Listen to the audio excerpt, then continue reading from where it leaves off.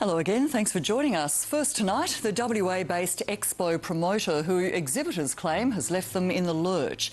In many cases, companies have forked out thousands of dollars for display stands at expos that were either repeatedly postponed or that failed to attract more than a few hundred visitors.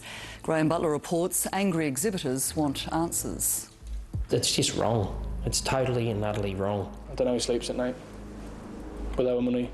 In an industry full of big things, the exhibitors at the Mackay Mining Expo in May were expecting big numbers of visitors.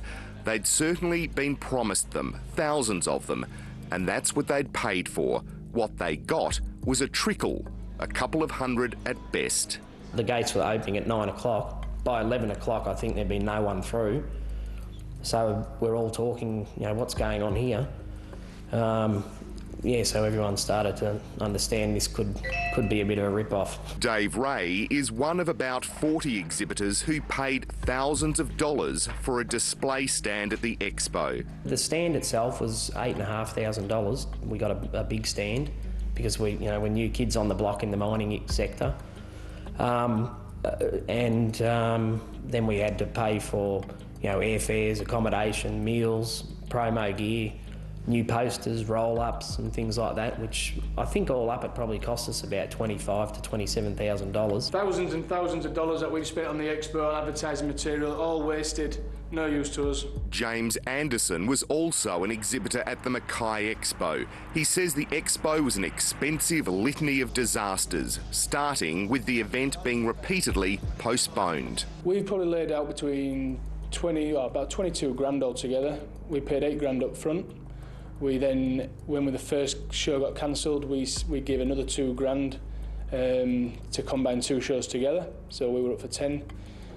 Both shows got postponed. We finally thought one was going to go ahead. We paid another $5 grand in advertising for ourselves and promotional stuff for our stand. The man behind the Expo is Perth-based John Webb. He organises and promotes mining expos around the country, but exhibitors claim the reality falls way short of the sales pitch.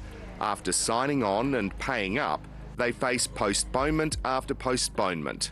It was originally September in 2012, and we were told by July of that year that it had been cancelled in September, and we will have it in April 2013. Then that was rescheduled again to May. Of course, the devil is in the detail of the fine print. In the contract, John Webb can postpone the Expo up to 8 weeks before the schedule, and that's exactly what he's done. But the delays leave exhibitors in the lurch. There were only 5 in the entire year that I worked there, and every single one of them was postponed. This former employee of John Webb's Australian Industry and Lifestyle Exhibitions has asked not to be identified. She says potential exhibitors were often lied to about the reasons expos were postponed.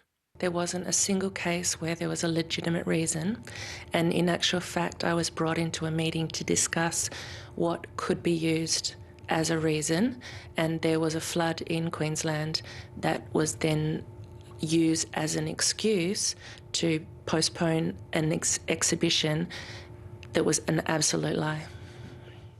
Why would he do that? Because he hadn't sold enough stands. We wanted to put the claims to John Webb in person. After visiting his home to no avail, he later returned our phone calls. He blamed the marketing of the Mackay Expo for the disappointing turnout and offered exhibitors a stand at another expo, adding that the mining tax has scared the industry.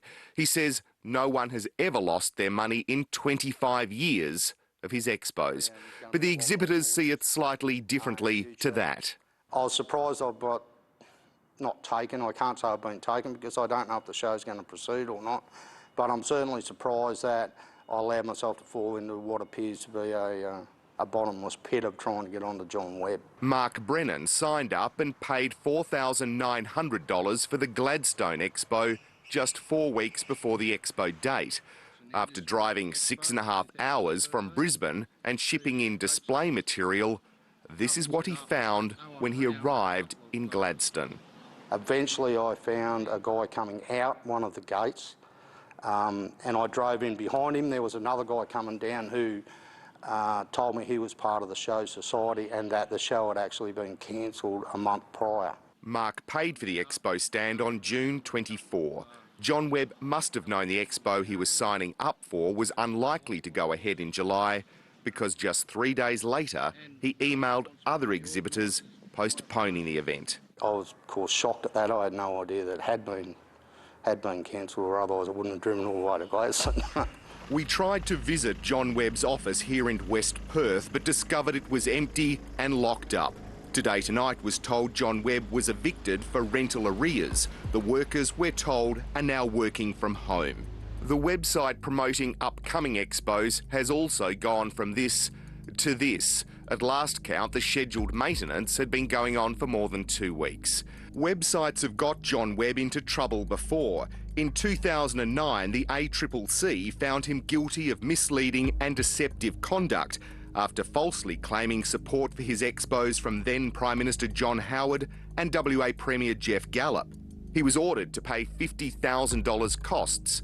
Now exhibitors are holding their breath to find out if and when the expos they've paid for will actually go ahead.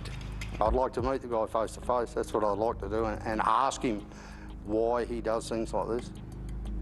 I really don't know what I'd say to the guy. Graham Butler with that.